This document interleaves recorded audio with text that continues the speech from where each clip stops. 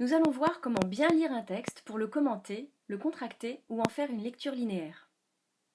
Le jour du bac, 3 exercices différents vont vous demander de savoir lire un texte pour bien l'analyser. Il peut s'agir du commentaire de texte ou de la contraction de texte à l'écrit, et de la lecture linéaire à l'oral.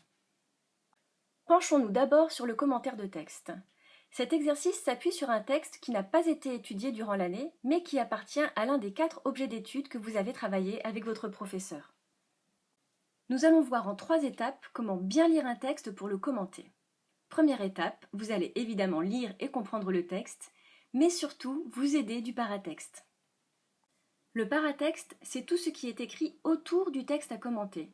Par exemple, le nom de l'auteur, le titre de l'œuvre ou de l'extrait, la date d'écriture, le chapeau introducteur qui est généralement écrit en italique et qui va vous donner des renseignements précieux sur les personnages, sur l'intrigue qui sont présents dans le texte, et parfois les notes de lexique qui vous donnent des définitions de mots parfois plus compliqués dans le texte.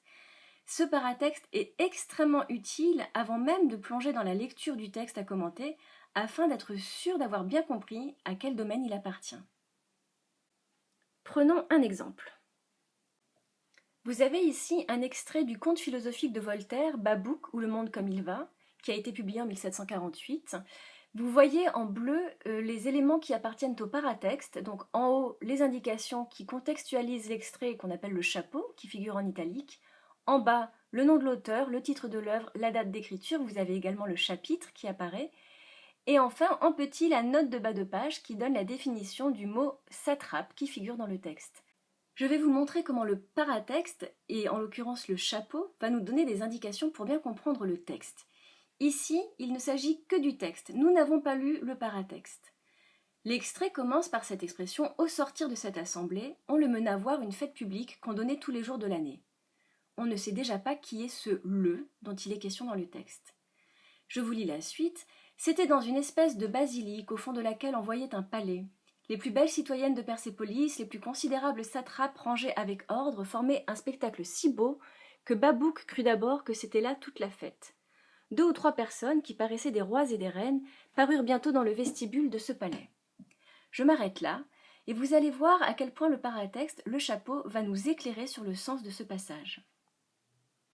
En effet, si l'on s'arrête uniquement aux termes que nous avons surlignés en jaune, une espèce de basilique, un palais, des rois et des reines, le vestibule de ce palais, on ne comprend pas que Babouc se rend dans un théâtre.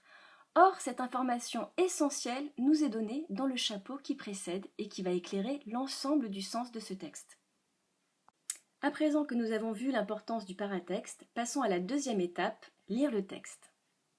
Bien lire un texte, c'est avant tout se poser les bonnes questions.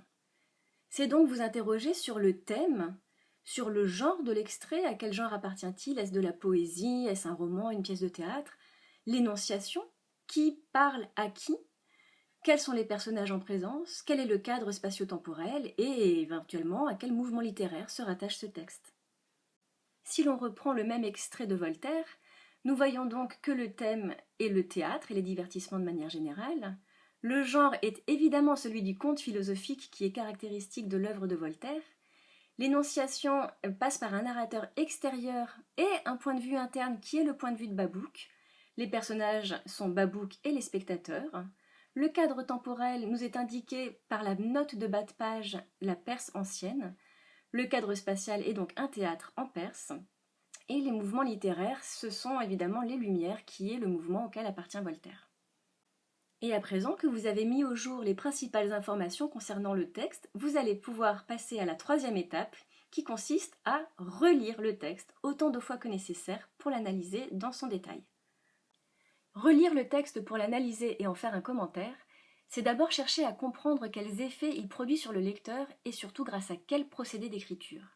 Pour cela, vous allez devoir vous intéresser par exemple au registre. Y a-t-il du registre comique, tragique, pathétique, ironique?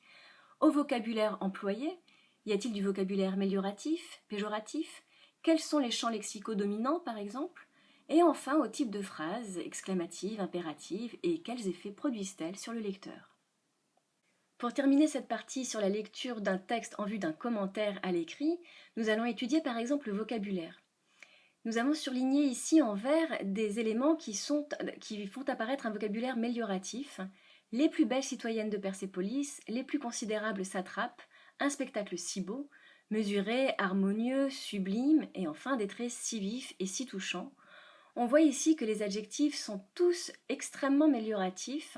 On relève également d'ailleurs des formules au superlatif, les plus belles, les plus considérables. Tout ce vocabulaire permet de montrer l'admiration de Babouk à l'égard du théâtre et, à travers le regard de Babouk, évidemment, celle du lecteur. Passons à présent à la contraction de texte. Cet exercice s'appuie sur un texte du XXe ou du XXIe siècle qui n'a pas été étudié durant l'année, mais qui appartient forcément à l'objet d'étude de la littérature d'idées. En première étape, vous allez devoir repérer le thème et la thèse du texte qui vous est soumis à l'étude. Pour cela, lisez intégralement le texte en vous aidant évidemment du paratexte pour comprendre quel est son thème, c'est-à-dire de quoi il parle, et quelle est la thèse, l'opinion de l'auteur. À la suite de cette lecture, rédigez immédiatement une phrase au brouillon qui en résumera le sens général. Et profitez également de cette première lecture pour repérer le type d'énonciation, c'est-à-dire quel est le type de narrateur et de point de vue. Vous allez devoir les réutiliser dans votre propre devoir. Après cette première lecture, vous allez en deuxième étape repérer les idées du texte. Directement sur le texte, vous allez délimiter les paragraphes par 2 barres parallèles, surligner les connecteurs logiques et éventuellement entourer la ponctuation si elle est argumentative, c'est-à-dire par exemple les 2 points qui ont une fonction logique.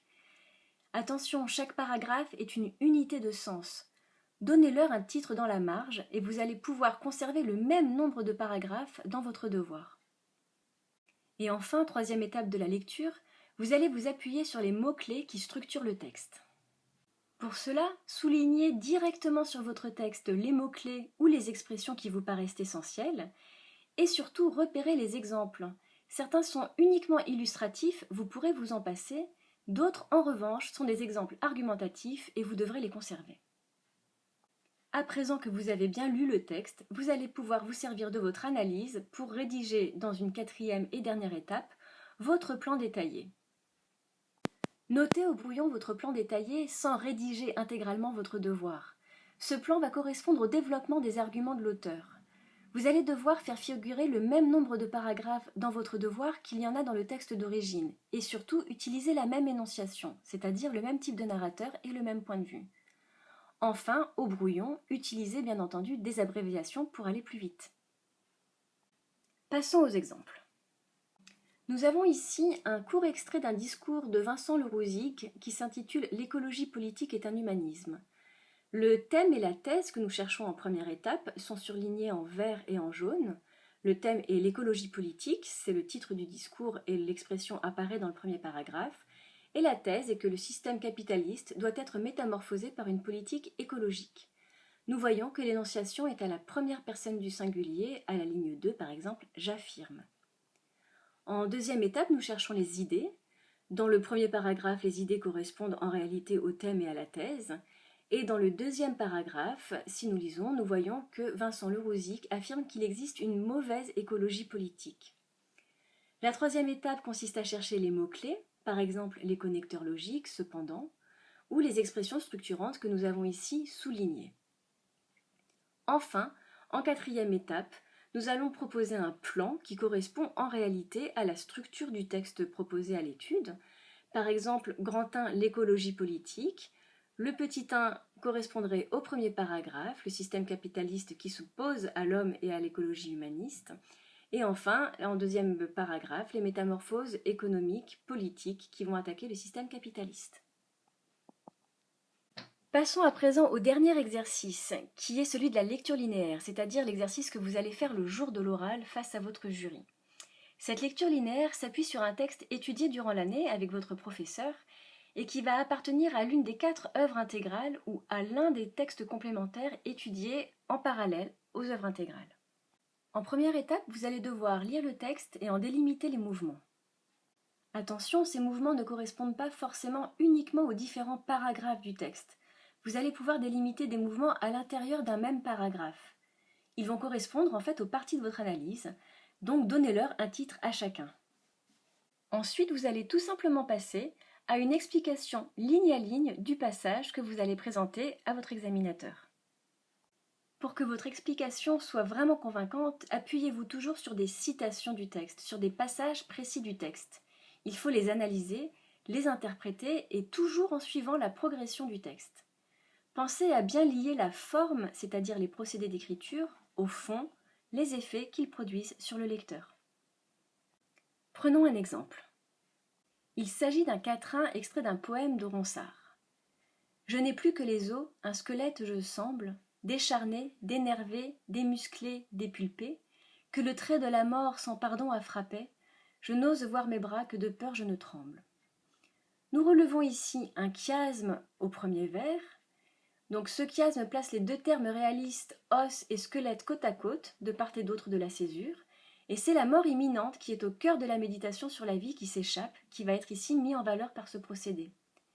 Au deuxième vers, on relève une énumération, qui est un procédé d'insistance qui va mettre en valeur la dégradation physique du corps du poète qui est proche de la mort. Le troisième vers propose une personnification, qui va donner de la mort l'image d'une force puissante et implacable, et enfin, dans le dernier vers, c'est l'énonciation qui va provoquer la pitié du lecteur. Voilà, vous devriez avoir les clés pour lire un texte dans le but de le commenter à l'écrit ou à l'oral, ou bien de le contracter.